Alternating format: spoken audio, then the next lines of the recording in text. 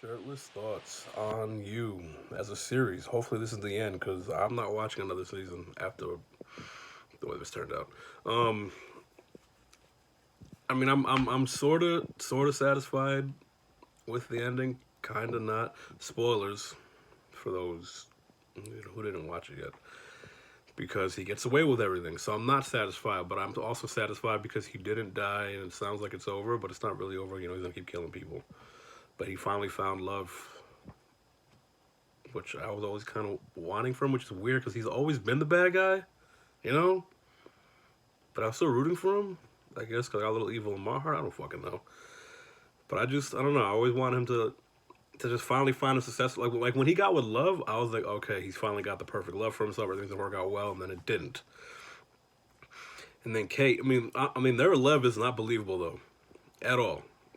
It started out with just random sex for no reason because the attraction I didn't even see it between them, and then all of a sudden, feelings were involved.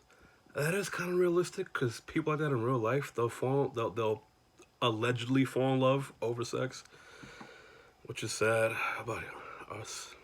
And I say us because I've done it too. Um, but yeah, mixed feelings about the ending, but feels like an end to the series. But I really loved this series before season 4 came out. It started out with me. This girl I was dating, she wanted to watch it back when it was on television. I forget what channel it was on. A channel I normally wouldn't watch, I think. Or was it on FX? If it was on FX, I would watch it now. If it was on FX, it wouldn't have went to Netflix. I forgot what network it was on, but I didn't want to watch it, but I'm always a supportive partner. So with my girl, I said, "All right, you want to watch this? We'll watch this." And I was like, "This is kind of weird. Let's see what happens in the next episode." And then we kind of binged it because we watched it after it already came out on TV. Then we were watching it on Hulu at the time, and I kind of fell in love with it. I was, this is kind of crazy. Plus, I loved it because like it was all shot in New York, like really in New York. A lot of movies and TV, especially for me growing up, they'll say they're in New York, but they never shoot it in New York. They'll just have like the B roll in New York. You see the background, you see the city skyline, but like all the events never take place in actual New York. So I like that this took place in actual New York, but also it all took places and they all took place in places that I've been, that I know. Some of it was in where I live. It was great. But it was just such an interesting concept because he was a stalker who somehow does get the girl, because we all know in real life stalkers don't get the girl. And then he was also like a semi serial killer, which by season 2 he became a full on serial killer. And then season 2 like blew my mind when with the whole love thing, and she's just as crazy as him.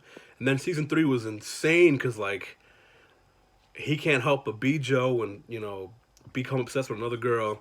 And then he like now he has to fight his wife to the death because he's a killer and she's a killer, and they're both crazy, and it was crazy. Excuse me. That was crazy. But then this season happened, as you know. The first half of it, as I said before, I did not like it. It just did not feel like you at all. And in the second half, it's also different from the first half, but because of the new setting and the tone that the first half set, I was going into the second half prepared, so it didn't hit me like the way the first half hit me because the first half was so different from the rest of the series. So what the fuck is this? But now that I'm already expecting what the fuck.